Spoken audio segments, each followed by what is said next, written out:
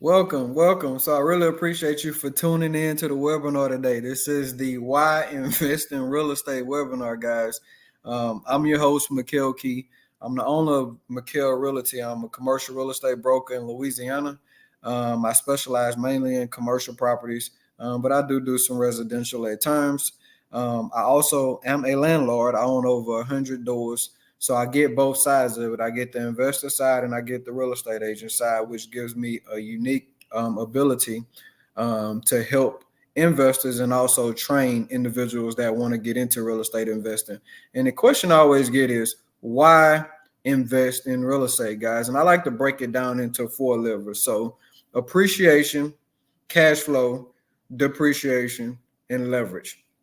And if you can get really good at understanding those four concepts, you'll be able to analyze any deal and you'll be able to be a very successful real estate investor because that is the foundation. Appreciation is simply the increase in value in real estate over time. So just to give you an example, if you live in California, and you had a family member out there that passed away and y'all inherited the house, now the house is worth $1 million. That's an example of appreciation. Most real estate, basic real estate, goes up in value over time. Now, if we're talking about commercial real estate, like apartment buildings, things that generate income, then you can improve the appreciation by going up on the rents and different things like that. So just remember, appreciation is the increase in value over time. If you're seeing that benefit, you are very lucky. Cash flow is simply rent. Most people know what cash flow is. They just hear it in terms of rent. That's cash flow. Depreciation is an automatic tax write-off, okay, that the IRS gives you. So it's given, okay. It saves you a bunch of money at the end of the year. There's so many other tax write-offs that you get in real estate. You can write off a portion of your mortgage payment. You can write off maintenance. You can write off just about anything you can think of. You can write off in real estate. So that's really one of the biggest reasons everyone should invest in real estate. And also leverage. When you think about leverage in real estate, so you think about the down payment. So if you're using FHA, VA, something like that, then your down payment is obviously a lot smaller. FHA is 3 to 5%. But when you go to commercial properties, conventional loans are typically 15 to 20% down. But let's say you're buying a $1 million apartment building and you have to put 20% down. You're spending 20%, $200,000 to control $1 million piece of property. Now, when you combine cash flow, appreciation, and depreciation into that asset, then you're getting so many different benefits from controlling a large piece of real estate for a small percentage down to own it. Okay, so that's the benefit of leverage. So let's go to and for the sake of these slides, guys, don't worry. I'm gonna put a link in the comments. You can click the link so you can have access to my latest book for free, and then also you'll get all of this. I'll also post a link of my private Facebook group. I got all these in the file section, so you can just go through, click, and pluck out what you need. So we just talked about the taxable benefits. So why would you invest in real estate? Number one, you can invest in real estate while keeping your day job. So you don't necessarily have to be a full-time real estate investor to be successful. I would even argue that, it's better if in the beginning, especially if you have a 9 to 5, because you think about what a bank's going to require for you to be able to borrow money from them. They're going to need your last 2 tax returns, your last 2 pay stubs, W-2s, and all of that. So if you're a 9 to 5er that's making pretty good money, you're in a much better position to take advantage of investing in real estate, and you can create your little nest egg while you're working, which is very good. Okay. So when we think about, the different types of real estate investing out there, so we hear about, raw land, and not that many people invest in raw land. Well, new investors, because they don't really know what to do with it. But if we're thinking about raw land, there's several things you can do with raw land. Okay. You can subdivide. You can take a 5-acre tract and you can break it down into 1-acre lots and you can sell them. Or you can take a piece of raw land and you can do like I did when I first got in the game. You can build a house on it to flip and sell, or if you want to be technical with it and you want to, get into the industrial industry, if you got a large tract of land, like a 10, 15, 20 acre piece of land, You can find, an industrial company that needs a yard for their trucks. Or they may, be providing fiber optic cables, to the area where you live, and they need a place to store all their materials. So you can rent your land out there. So many different ways that you can monetize raw land. You just have to partner with an experienced real estate broker and allow them to help you put a plan together. Okay.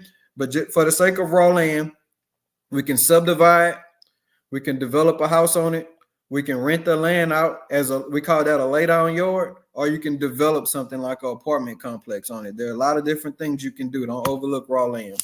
Okay. Now, secondly, single family houses, probably the most common real estate investment out there. And the reason why is because a lot of smaller families who once bought a house, then they were forced to upgrade, get a bigger house, and then they kept the smaller house to rent out. So that's why we have so many single family houses. It's the most popular asset class out there. But you got to think about it. A duplex, which is 2 units, triplex 3, quadplex 4, they're also considered residential. Okay. And the advantage of residential housing is it qualifies for government funding, which means that you can use 3 to 5% to buy as long as you live in one. So single family houses is a very good investment for first time investors. Okay. You can house hack, live in one side of a duplex, rent the other one out. Think about it. If you do that, you're going to get access to what? Cash flow, depreciation. You spend 3%, 3 to 5% down. So you utilize leverage to control a large asset with a small down payment. Okay. And as you're paying the mortgage balance down, your net worth is steady going up because you're creating equity. Okay. You're creating equity. And then also, if you're in an area where appreciation is kicking in, then you're taking advantage of that as well. So duplexes are a really good place to start. Duplex, triplex, quadplex, or a single family house. The next asset class is small apartment buildings. Okay. So small apartment buildings are typically 5 to 50 units. And you think about what's the advantage of owning a small apartment building. So let's go back to the 4 advantages. So with appreciation on an apartment building, I want you to know that you can improve the value of your apartment building by increasing the rent and decreasing the expenses. So when you bring in more money, okay, then your net operating income is higher. So now your asset is that much more valuable. Okay, you're creating equity. So that's the main advantage of owning an apartment building outside of the scale. So you think about if you own one rent house, and a hot water heater go out, it's going to cost you dearly. But if you own in 5 to 50 units, then obviously if you have one unit that has an issue, then you got 49 other units, that can help take care of that. So scale kicks in. And when you think about cash flow, obviously having that residual cash flow coming in, that gives you the flexibility to not have to lean on your career as hard as you may be leaning on it now, because now you're creating income outside of, the earned income that you have to go to work for every day. Okay. So now let's go to large apartment buildings.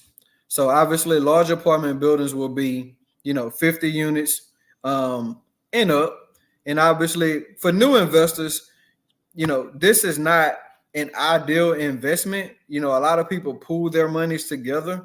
New investors, they may put their money together, get with a larger syndicator, and just invest in a large apartment building. But just for the sake of owning a large apartment building, it's the same as, the 4 main points: appreciation, depreciation, leverage, and appreciation, depreciation, leverage, and cash flow.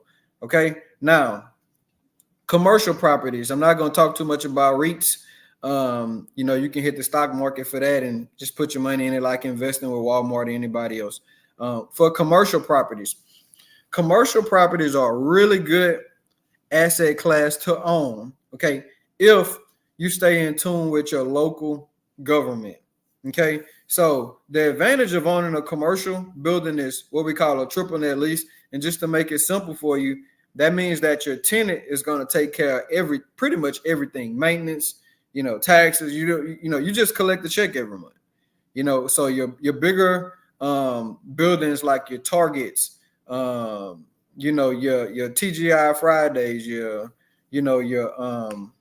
steakhouses, all of that. They're in commercial buildings where they pay rent to a landlord. Wendy's, some of the most famous chains out there, they have landlords that go around the country with them and do nothing but develop property. Dollar General.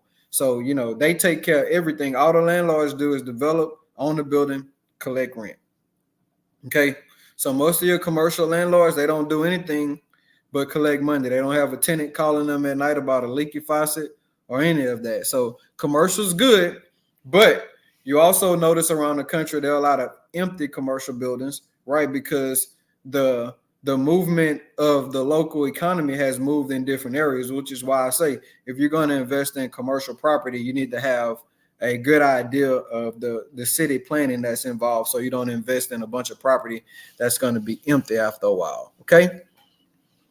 So let's keep going. If this information is helping you any, be sure to click the link, join the private community, take, the real estate investment survey that I have. I do trainings, not much. I can only take about 10 to 15 people at a time. So if you want to get on the waiting list, like I said, click the link. I'd love to, have you consuming the information that I put out daily. And then if we ever can work together and fit it in, I'd love to have you.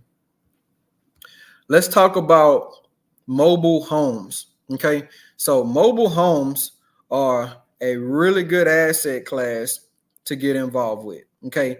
Cheaper, but now due to inflation, mobile homes are renting for the same price as single family homes. So you think about, I had a friend that was buying, mobile homes for $2,000 and renting them out for $500-$600 a month. That's going on all around the country. So you think about the barrier to entry into real estate investing. Mobile homes, okay, is a really good asset class to invest in. Just think about that. You can get in for a very attractive price. Now, mobile homes, tax liens.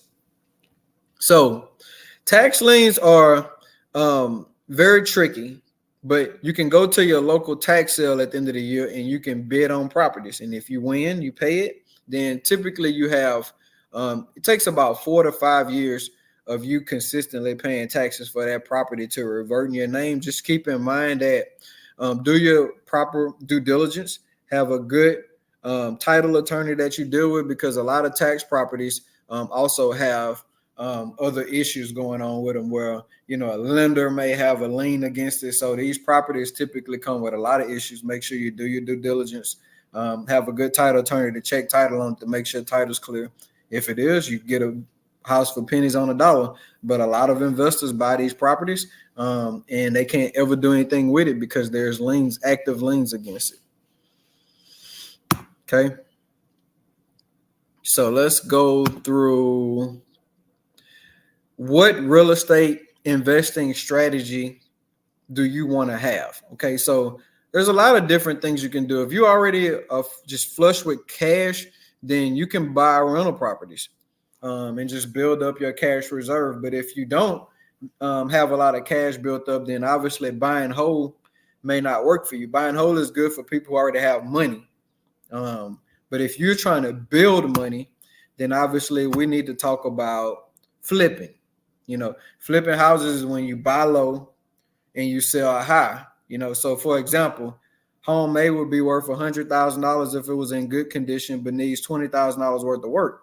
A typical house flipper would purchase the home for $50,000, okay, and put the $20,000 worth of work. If you add 50 and 20, that's 70%. I want you to keep in mind that with house flipping, there's a 70% rule. The 70% rule says that you should invest no more than 70% in the purchase price and the renovation cost of the after repair value. So if the house is worth $100,000, you should invest no more than $70,000, okay, in that project. Okay, so if you notice, they said $20,000 worth of work was needed. So if we apply the 70% rule, then 70% of 100,000 is 70,000. If 20,000 is needed for the renovation cost, then that means you only can pay $50,000 for the house. Okay, that leaves you with $30,000 in equity, 30% in equity.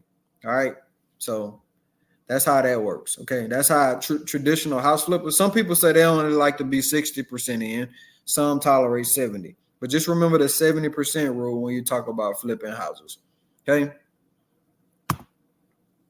Now wholesaling. So if you want to get into wholesaling, to make wholesaling make sense for you, wholesaling works like this. Let's say I own a property that I'm trying to sell for $100,000, but the property may be worth $150,000. A wholesaler would call me and say, "Hey, I'm interested in buying your house." You say, "Okay, great. Would you take 50,000 cash if I can close in, 30 days?" And you'll say, "Yes, I would love to." "Okay, cool. Let's get it on the contract." So you'll sign a contract with them as if they're going to buy your property. Soon as you sign the contract, they go to a group of investors and say, "Hey, I got this great deal over here under contract, and I want to know if you want to take it over." And you say, "Yeah, I'll buy the contract." So they'll sell you the contract. You say, "Man, I think this house is a good deal at 70,000. Cool. You agree to buy the house from the wholesaler for 70,000, but he got on the contract for 50. So he's going to make $20,000 just by getting the house under contract and selling you the contract. So a wholesaler just goes around getting a bunch of properties under contract for a really cheap price, and then they take them to actual investors and try to sell it to them, or we call it assign it to them for a fee. Okay, and that's wholesaling that's a quick overview of what a wholesaler does. Okay, but it's a good way to build up cash. But there's a lot of different strategies that you can utilize to be very good at wholesaling. Let's see. So I want to get into some real world examples. So we'll just go through one. So let's say the house at 28 Cherry Street is currently listed at $145,000. And recent comps show that the similar homes nearby have sold for $140,000 and $170,000. And the 28 Cherry Street property needs about $25,000 worth of work. Therefore, if you pay $145,000 for it and put $25,000 in it, you've already spent $170,000. And that's before closing costs, holding costs, selling costs, unforeseen overages, and other fees that you'll end up paying. So you will likely be underwater. The cost is too high. But however, if a similar home was valued at $225,000, you would be fined, and you would indeed make your profit by buying that house for $145,000. So just remember the 70% rule. If you can develop a good strategy on how to determine what a property is worth, okay, the after repair value, then you would generally be really good at determining what to pay for a property. You need a general contractor who can come look at the property and give you a good cost on it. Okay, so now if you know the ARV and you know the cost of repairs, then you just subtract that to get, the cost that you're going to offer to pay for the house. Remember, no more than 70%. Okay, no more than 70. So how to find investment properties right now? Online, online, there's so many different websites. Like I use, Realty. I use batchleads.com, where I can go in and just type in a property, and it'll give me, who the owner is. It'll give me, sometimes it can give you some mortgage data. AI has kind of taken over the real estate industry, and there's so many different tools you can use to research properties. Okay, but I would say how to find investment properties. Early on investors, I would get them straight into the AI data so we can work smarter and not harder. Let's see. So creating your selection criteria. So there are a number of different items to consider adding to your criteria list as an investor. Obviously, town, neighborhood. Some investors have a preferred property size. Like I like 1,200 square foot houses, number of units. Some investors say, hey, I only like to buy 20 plus unit apartment buildings. Cap rate is a way that investors calculate how much return they're going to get on their money, the capitalization rate. Some investors say, hey, I don't want to buy a property unless it fits into like a 10% cap rate. Some investors buy based on cash flow, and some investors buy only on appreciation potential because they know that's the fastest way to grow extreme wealth if you buy an area that's highly appreciating. Okay, so understanding the rules of investments, we already talked about the 70% rule. Let's go over the 1% rule. So according to the 1% rule, so monthly rent should be approximately 1% of the purchase price. So in other words, if you have $100,000 home that you're looking to buy, the rent should at least be $1,000 a month. $50,000 home, the rent should be $500. So what I will say is that just keep this in mind, that if you find a deal and it's 1%, it fits into the 1% rule. It doesn't mean buy it. It just means that this has the potential to be a good deal. So you start due diligence on it. You start looking at the financials. You walk the property to see what kind of condition it's in. So there's so many other things that could kill a deal, but just know for the sake of the 1% rule, if a property fits into the 1% rule, it just tells you that, okay, it's time to start looking closely at this property and maybe get it under contract. Make sense? All right.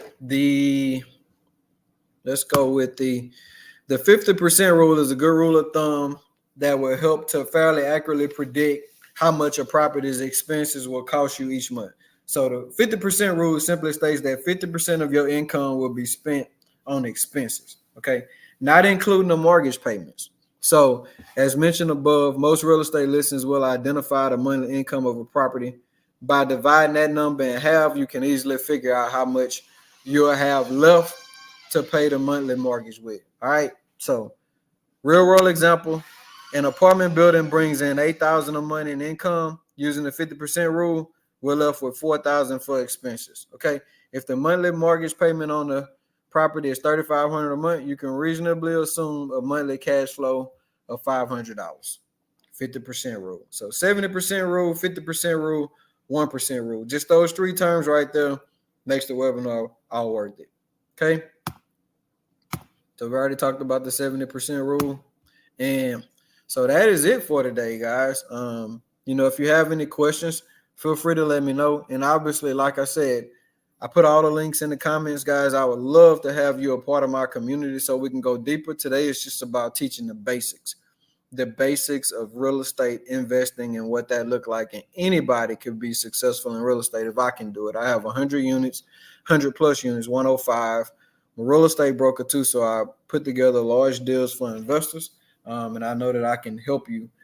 As stated earlier, guys, I only have maximum capacity to train maybe 10 to 15 people at a time. So you can join my free community and take the survey, which you'll get on the waiting list. And if I have any openings, I'll definitely reach out to you and let you come so you can get some live training.